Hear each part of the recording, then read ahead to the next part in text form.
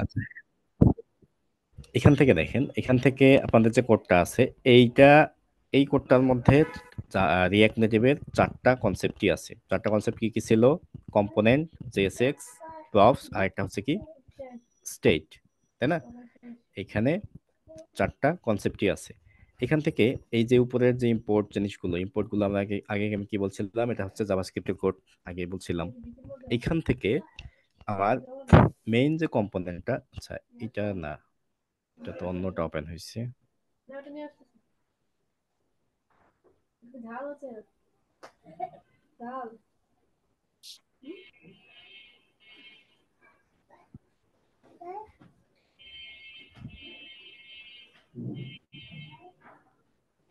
তো এখানে আমার নিউ ট্যাবে ওপেন হচ্ছে না, আমি এখান থেকেই দেখাই। এখান থেকে দেখা যাচ্ছে তো নাকি?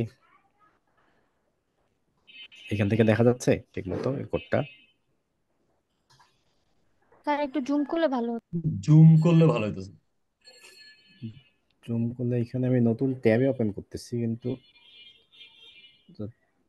হোয়াইট স্ক্রিন আসতেছে।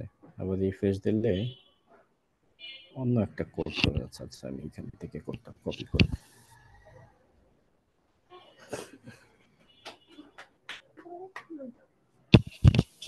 এখন তো দেখা যাচ্ছে নাকি?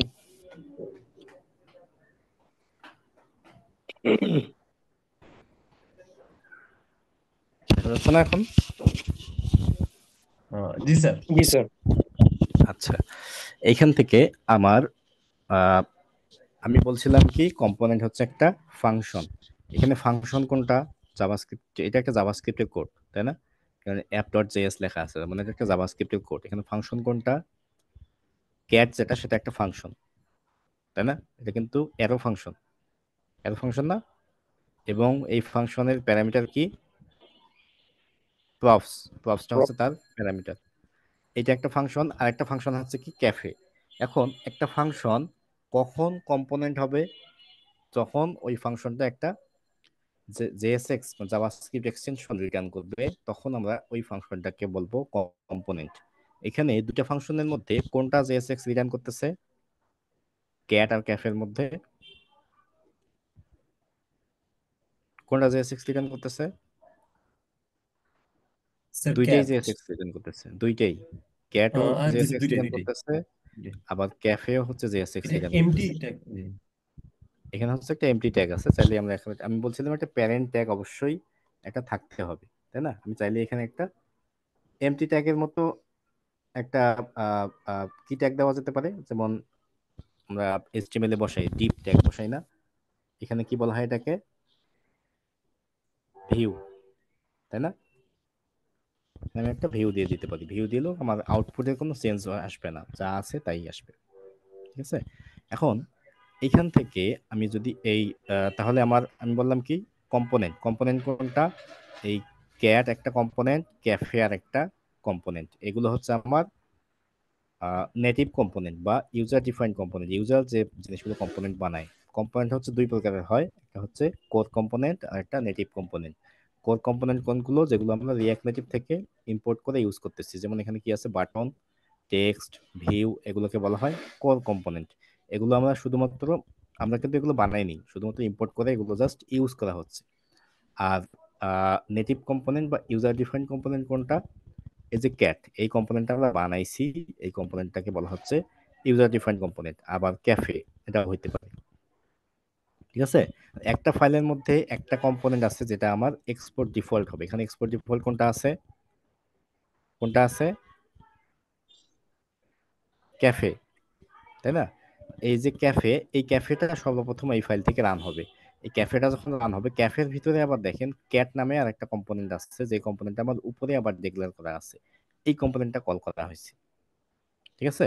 এখন আমি বললাম কম্পোনেন্ট, কম্পোনেন্ট তো বুঝতে পারছেন, কম্পোনেন্ট দুই প্রকার, একটা হচ্ছে কোর কম্পোনেন্ট আর একটা নেটিভ কম্পোনেন্ট। কোর কম্পোনেন্ট কোনগুলো? যেগুলো আমরা ইউজার রিঅ্যাক্ট নেটিভ থেকে ইম্পোর্ট করি সেগুলো। আর ইউজার ডিফাইন্ড কম্পোনেন্ট কোনগুলো? যেগুলো আমরা নিজেরা তৈরি করি, সেগুলোকে বলা হয় ইউজার ডিফাইন্ড কম্পোনেন্ট।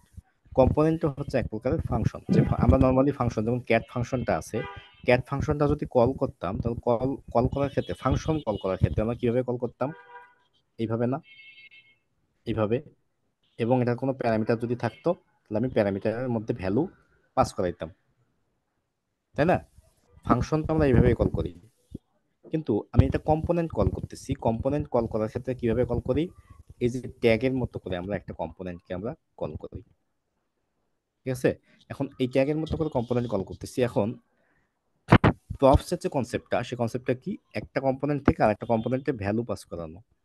এই কম্পোনেন্ট থেকে এই কম্পোনেন্টে আমি ভ্যালু পাস করাবো, এটাকে বলা হচ্ছে প্রপস। এই কম্পোনেন্ট মানে কি? আমি বলছিলাম জাভাস্ক্রিপ্টের ভাষায় এটাকে বলা হচ্ছে কি ফাংশন। এক ফাংশন থেকে আরেক ফাংশন আমি ভ্যালু পাস করাচ্ছি। এখন ফাংশনের মধ্যে যদি ভ্যালু পাস করাই, কিভাবে পাস করাবো? অবশ্যই এটার প্যারামিটারের মধ্যে দিয়ে ভ্যালু পাস করাইতে হবে।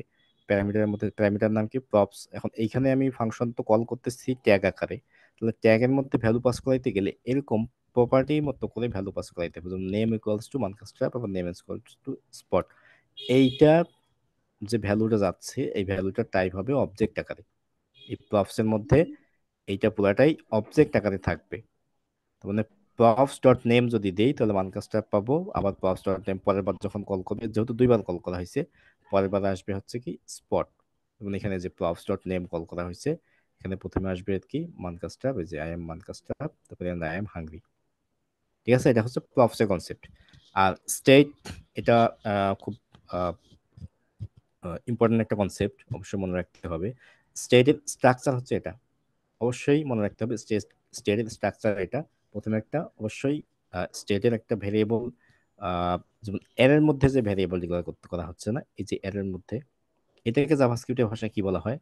অ্যারে স্ট্রাকিং বলা হয়। অ্যারে স্ট্রাকিং বলাইছিলাম না? অ্যারে স্ট্রাকিং এরকম করে। এখানে দুইটা দুইটা টাইপ আছে। প্রথমটা হচ্ছে এই প্রপসের নাম ইজ হাংরি, আর এই প্রপসের নামের আগে একটা সেট লাগাইলেই এটাকে বলা হচ্ছে আরেকটা আরেকটা জিনিস, এটাকে ফাংশন বলা হয়। এই ফাংশনটা দিয়ে আমার এই প্রপসের যে ভ্যালুটা আমি সেট করব। এই ফাংশনটা যখন আমি কল করব, তার প্যারামিটারের মধ্যে যে ভ্যালুটা দিব, ওই ভ্যালুটাই হচ্ছে ইজ হাংরির মধ্যে সেট হবে।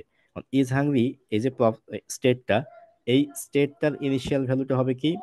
ইউজ স্টেটের প্যারামিটারের মধ্যে যেটা থাকবে, সেটা হচ্ছে তার ইনিশিয়াল ভ্যালু। এখন ইনিশিয়াল ভ্যালু কি আছে এখানে? ইউজ স্টেটের প্যারামিটারের মধ্যে কি আছে? ট্রু আছে। তাহলে তার ইনিশিয়াল ভ্যালু হবে ট্রু। ঠিক আছে, এই চারটা কনসেপ্ট হচ্ছে রিঅ্যাক্ট নেটিভের মেইন কনসেপ্ট। এই আপনাদের রিঅ্যাক্ট নেটিভের যে কনসেপ্টগুলো প্রথম ক্লাস থেকে শুরু করে, প্রথম ক্লাস তো আমি জাস্ট সেট আপ দেখাইছি, সেকেন্ড থার্ড ক্লাস হচ্ছে আপনাদের জাভাস্ক্রিপ্ট পড়াইছি।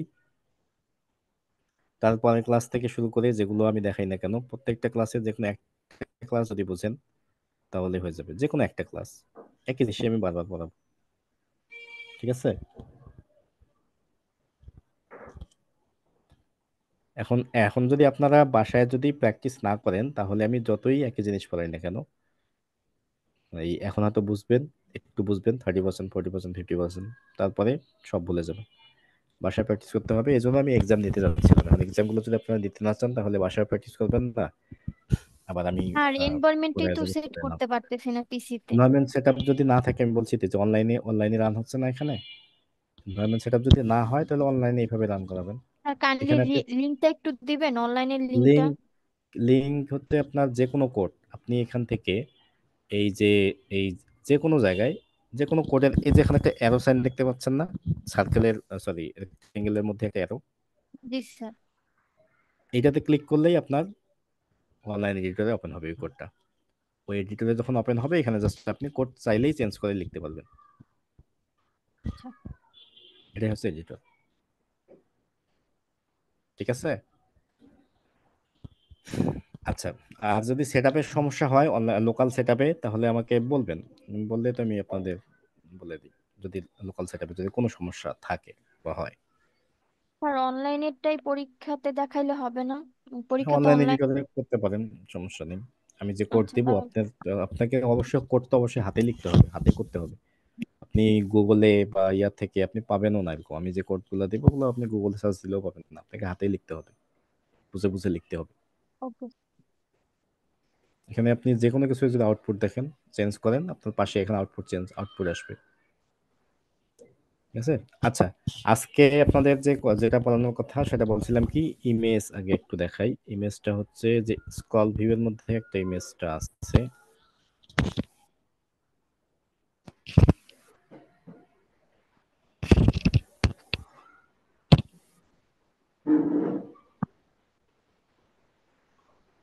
এখান থেকে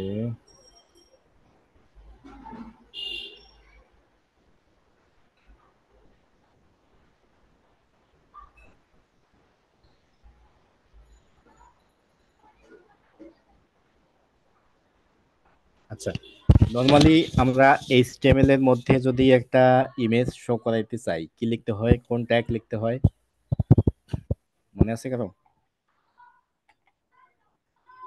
এইচটিএমএল এর মধ্যে ইমেজ ট্যাগ লিখতে চাইলে কি ট্যাগ লিখতে হয়? ট্যাগের নামটা বলতে পারবেন না কেউ? স্যার ইমেজ ট্যাগ লিখে, ইমেজ বলতে নামটা কি? ইমেজ পুরা আইএমজি আই এরপর সোর্স, আইএমজি, হ্যাঁ এরপর এমজি যে সোর্স। ট্যাগ, এই ট্যাগটার মাধ্যমে আমরা ইমেজ লিখতে পারি। এখন এই ইমেজের একটা পাথ দিতে হবে, ইমেজটা কোত্থেকে আসবে এটার জন্য একটা এসআরসি নামে একটা প্রপার্টি আছে, ওই প্রপার্টিটা দিতে হয়। সোর্স। ওইটার মতো করেই সেম এখানেও আছে। ইমেজ ওখানে আইএমজি ছিল, এখানে ইমেজ ওয়ার্ডটা পুরাটাই আছে, যেটা আমার রিঅ্যাক্ট নেটিভ থেকে ইম্পোর্ট হচ্ছে। এটা একটা কম্পোনেন্ট, তাই না?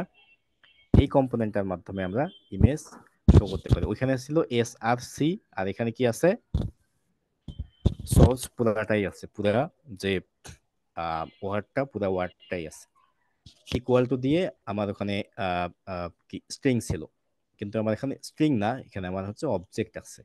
অবজেক্টের মধ্যে প্রপার্টি ভ্যালু আছে। অবজেক্টের মধ্যে কি আছে? ইউআরএল আছে। ইউআরএল মানে কি? ইমেজের যে পাথ, যেটা পাথটা এখানে কি দেওয়া আছে? একটা অনলাইন লিঙ্ক দেওয়া আছে, তাই না? অনলাইনের একটা পাথ দেওয়া আছে, অনলাইন থেকে ইমেজটা আসতেছে। আপনি চাইলে লোকাল পাথ দিতে পারেন। লোকাল পাথ দিতে গেলে কি করতে হয়? লোকাল পাথটা কোন জায়গায় আছে সেটা দিয়ে দিতে হয় না? লোকাল পাথটা যে জায়গায়, যেমন অ্যাসেটস ফোল্ডারের মধ্যে যদি থাকে, তাহলে অ্যাসেটস স্ল্যাশ ইমেজের যে নামটা, সে নামটা দিলে তখন আমার এখানে চলে আসবে ইমেজটা। তারপরে হাইট উইথ যেটা আছে, হাইট উইথ তো জানেন, হাইট উইথ মানে ইমেজ এখানে 64 দেওয়া আছে, আমি যদি এটা 100 দিয়ে দেই, আহ, তাহলে কত আসবে আমার ইমেজের সাইজটা? বেড়ে গেল, তাই না? এইভাবে আমরা হচ্ছে একটা ইমেজ শো করতে পারি। এটা হচ্ছে একটা কম্পোনেন্ট ইমেজের, খুব বেশি কঠিন না, জাস্ট এইভাবে এটা ইউজ করা হয়। আপনার চাইলে যদি এটা মুখস্থ রাখতে হবে এমন না, যদি ভুলে যান তাহলে এখানে যে এই কম্পোনেন্ট যে মেনুটা আছে, কম্পোনেন্ট মেনুটাতে যাবেন। কম্পোনেন্ট মেনুটা থেকে এখানে দেখবেন যে ইমেজ নামে যে জায়গাটা আছে, এখান থেকে আপনার চাইলে ইমেজ কিভাবে শো করে, কিভাবে ইয়ে করে, এখানে কপি করে জাস্ট আপনি আপনার পাথটা বসাই দিলেন, তাহলে হয়ে যাবে। ঠিক আছে? এটা হচ্ছে ইমেজ। লিস্ট ভিউ, আচ্ছা লিস্ট ভিউটা একটু দেখাই। লিস্ট ভিউটা আমার আজকে লাগবে। আজকে আপনাদের এপিআই কানেকশন দেখানোর কথা, তাই না? লিস্ট ভিউটা একটু দেখাই। লিস্ট ভিউ এর কাজ কি ছিল একজন বলেন দেখি? লিস্ট ভিউ আমরা কেন ইউজ করছিলাম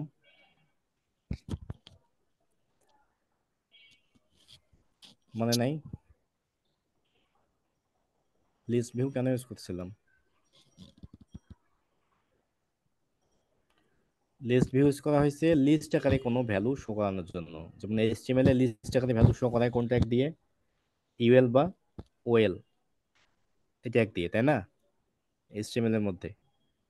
আর এখানে হচ্ছে আহ, এখানে আমার লিস্ট ভিউ শো করানো হয় হচ্ছে কি ফ্ল্যাট লিস্ট, এই কম্পোনেন্ট যেটা আছে, এই কম্পোনেন্টের মাধ্যমে আমরা লিস্ট আকারে ভ্যালু শো করাই। এখন লিস্ট আকারে ভ্যালু আমি কোন ভ্যালুগুলো শো করবো? আমার একটা ভ্যালু যদি থাকে, আমি একটা ভ্যালুকে লিস্ট আকারে শো করাইতে পারবো? চাইলেই পারবো, কিন্তু আসলে দরকার নেই। একটা ভ্যালু আমার লিস্ট আকারে শো করানোর দরকার আছে? আমার যদি একই টাইপের অনেকগুলো ভ্যালু থাকে, সেই ভ্যালুগুলো আমরা হচ্ছে লিস্ট আকারে শো করাবো। যেমন হচ্ছে আহ, আহ, আপনাদের আপনারা মনে করেন যে 30 জন স্টুডেন্ট আপনারা আছে, 30 জন স্টুডেন্টের নাম, অ্যাড্রেস, বা আপনাদের সিজিপিএ কত, বা আপনাদের আহ, এই যে এই যে বেসিক ইনফরমেশন যেগুলো আছে, সেগুলো হচ্ছে আমি আপনাদের প্রত্যেক জনের নামগুলো বা সিজিপিএ বা অ্যাড্রেস আমি একটা ডিজাইন করলাম, সবগুলো আমি লিস্ট আকারে শো করাবো। এইটা শো করানোর জন্য আমার এই ফ্ল্যাট লিস্ট যে কম্পোনেন্টটা আছে, সেই কম্পোনেন্টটা আমার ইউজ করতে হবে। ফ্ল্যাট লিস্ট কম্পোনেন্টের মধ্যে দুইটা প্রপার্টি থাকে, একটা হচ্ছে ডেটা, একটা হচ্ছে রেন্ডার আইটেম। ডেটা মানে আমি কোন ডেটাগুলো আমি লিস্ট আকারে শো করতে চাচ্ছি, সেটা হচ্ছে ডেটা।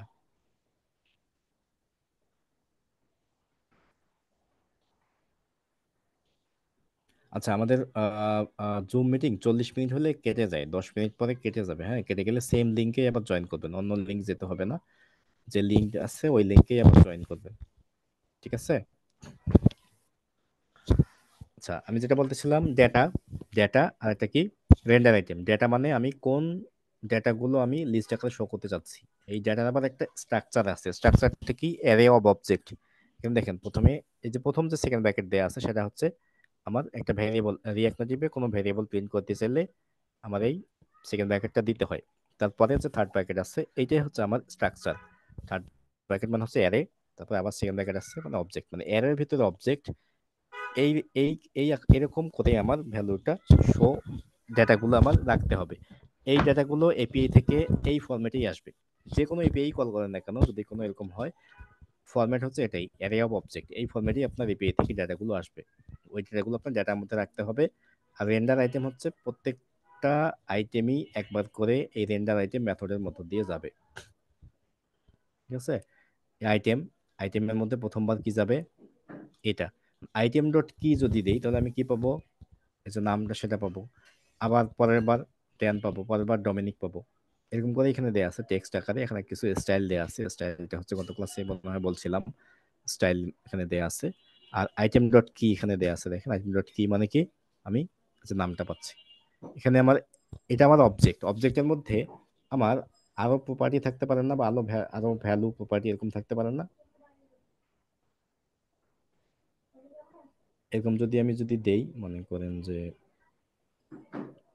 প্রপার্টি ভ্যালু আমি দিয়ে দিলাম, প্রথমে হচ্ছে 1, তারপরে 2, আইডি দিলাম একটা, তারপরে 3, 4, 5, 6, 7, 8, 9, 10। এখন এই আইডিটা আমি সামনে 1, 2, 3 আকারে আমি শো করে দিতে চাই। কি করতে হবে, আমার এখানে আইটেম ডট কি যেটা দেয়া আছে, আইটেম ডট কি এর সামনে আমি কি এর জায়গায় কি লিখবো, আইডি লিখবো, এবং একটা আমি ডট দিয়ে দিলাম সামনে। স্ট্রিং যেহেতু আমি প্রিন্ট করতেছি, স্ট্রিং, স্ট্রিং এর মধ্যে যদি ভ্যারিয়েবল প্রিন্ট করতে চাই, রিঅ্যাক্ট নেটিভে বলছিলাম একটা সেকেন্ড ব্র্যাকেট দিতে হয়। সরাসরি যদি স্ট্রিং প্রিন্ট করতে চাই, আমি ডট দিলাম, সরাসরি আমি এটা স্ট্রিং প্রিন্ট করলাম। 1, 2, 3, 4 এইভাবে 10টা আমার এভাবে আমার ভ্যালু চলে আসলো। ঠিক আছে, বুঝা গেছে। এটা হচ্ছে আপনার একটা ফ্ল্যাট লিস্ট। এখন এই ফ্ল্যাট লিস্টের উপরেই আমরা একটা এপিআই দেখবো। ঠিক আছে, এপিআইটা থেকে যে নেটওয়ার্কিং এর মধ্যে দেখবেন, নেটওয়ার্কিং এর মধ্যে আমাদের এপিআই আছে এখানে, এইটা আমি ওপেন করি।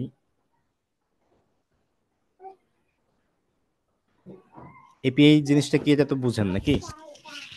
আমরা তো এতদিন যে জিনিসগুলো দেখলাম সেগুলো হচ্ছে ডিজাইন, আপনাদের ইউআই ডিজাইন কিভাবে করে। এখন ইউআই ডিজাইন যদি ডাইনামিক করতে চাই, তাহলে কি করতে হবে, আমার ডাইনামিক্যালি ডেটা নিয়ে আসতে হবে। ডাইনামিক্যালি যদি ডেটা নিয়ে আসতে চাই, আমার কি করতে হবে, আমার এপিআই থেকে বা ওয়েবের যে সার্ভারের সাথে কানেকশন করে আমার সার্ভারের মধ্যে বা ডেটাবেসের মধ্যে ডেটা রাখতে হবে, এবং ডেটাবেস থেকে ডেটা নিয়ে আসতে হবে। এই মোবাইল অ্যাপ্লিকেশন এই কাজটা করে হচ্ছে এপিআই এর মধ্য দিয়ে, এপিআই এর কিছু কানেকশন দিয়ে এই কাজটা আমার এভাবে করে। ঠিক আছে। স্যার, হ্যাঁ বলেন। আমার কাছে কিছু বেসিক কোশ্চেন ছিল স্যার। বলেন। বেসিক কোশ্চেনটা হচ্ছে স্যার, যেরকম আমরা সি বা সি প্লাস প্লাসে যেরকম হেডার অ্যাসপিডিও ডট এইচ দিয়ে লেখা শুরু করি, ইনক্লুড, হুম। মানে এইখানে স্যার আমি মানে স্টার্টিংটা আমি স্যার ধরতে পারি না স্যার, কোথা থেকে কি শুরু করবো, যেহেতু স্যার প্র্যাকটিস এখানে করি নাই। এখানে স্টার্টিং, আচ্ছা আমি বলতেছি। আচ্ছা একটু 1 মিনিট, হ্যাঁ আমি আসতেছি। তো এসে আমি বলতেছি।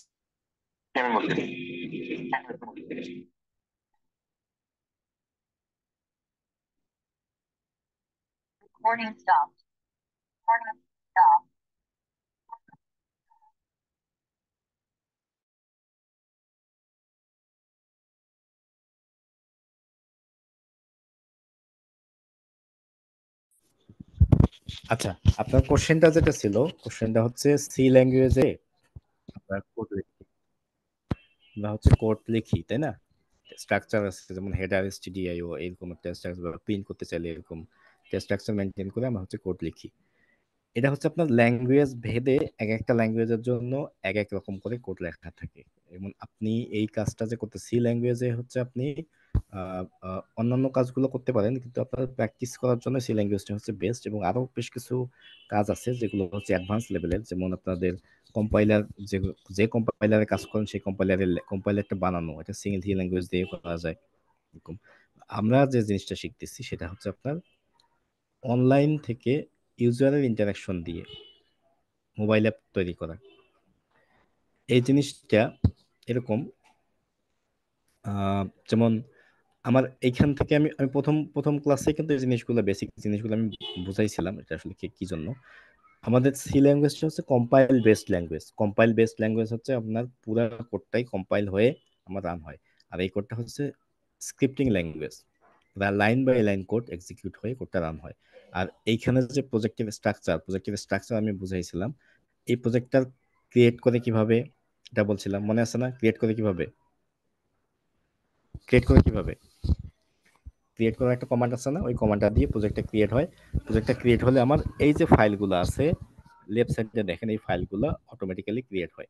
এর মধ্যে app.js এর মধ্যেই হচ্ছে আমরা কোডগুলো লিখতেছি, স্টার্ট করতেছি আমরা এইখান থেকেই। ঠিক আছে? আমাদের যে stdio যে সি সি ল্যাঙ্গুয়েজে যেটা ছিল, ওখানে শুধু একটা ফাইলই ছিল, একটা ফাইলের মধ্যে আমরা কোড লিখছি। কিন্তু এখানে আমার একটা ফাইল না, আমার একটা প্রজেক্টের মধ্যে বাকি যে ফাইলগুলোর কাজ কি এগুলো আমি বলছিলাম। এখান থেকে আমার app.js যে ফাইলটা, এই ফাইলটাই হচ্ছে আমার মেইন কাজ। এখান থেকে আমরা কোডগুলো লেখা শুরু করতেছি। আপনি যদি মনে করেন যে সি ল্যাঙ্গুয়েজের যেরকম স্টুডিও যে কোডটা যে ফাইলে লেখে, এখানে হচ্ছে আমার সেম, আমার এখান থেকে আমার কোডগুলো লেখা। আমার বেসিক্যালি বেসিক জিনিসগুলো, বেসিক কয়েকটা আমার দেয়া থাকে স্ট্রাকচার, যেটা ইম্পোর্ট ইম্পোর্ট কিভাবে করি। প্রথমে হচ্ছে আমাদের ইম্পোর্ট করতে হবে, আমি কোন কোন কম্পোনেন্টগুলো আমি ইউজ করতেছি সেগুলো অবশ্যই আমার ইম্পোর্ট করতে হবে। তারপরে একটা ফাংশন আমার এটা এক্সপোর্ট ডিফল্ট করা থাকবে, যেটাকে বলা হচ্ছে আমার কম্পোনেন্ট। আমি যে চারটা কনসেপ্ট পড়াইছিলাম, চারটা কনসেপ্টই হচ্ছে এই কনসেপ্টের উপরেই এই কোডগুলো এখানে লেখা, সাথে হচ্ছে জাভাস্ক্রিপ্টের স্ট্রাকচারে লেখা। বুঝা গেছে? আপনারা যদি বাসায় যদি একটু চোখ বুলায় যদি দেখেন, তাহলে আপনাদের বেসিক যে জিনিসগুলো সেগুলো ক্লিয়ার হবে। বাসায় যদি চোখ বুলায় যদি না দেখেন, তাহলে আমি যতই সামনে যাব ততই আপনাদের কাছে কঠিন মনে হবে, আরো কঠিন মনে হবে। কিন্তু এই জিনিসগুলো এর আগে প্রথমে যখন জাভাস্ক্রিপ্ট দেখাইছিলাম, জাভাস্ক্রিপ্ট থেকে তারপরের ক্লাস থেকে আমি কিভাবে শুরু করে এভাবে বলছিলাম যে প্রজেক্ট কিভাবে ক্রিয়েট করে জিনিসগুলো, হয়তো এখন মনে নাই, হয়তো বলে যেতে পারেন আর কি।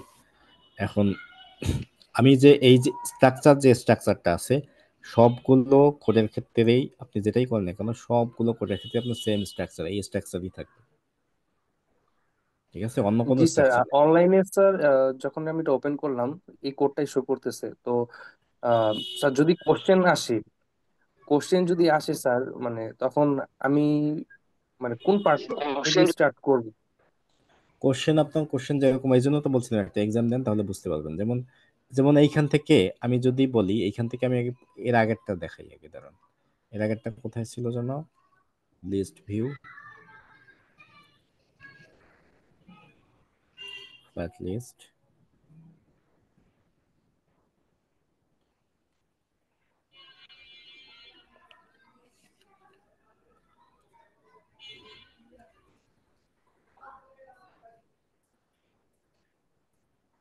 Flat list,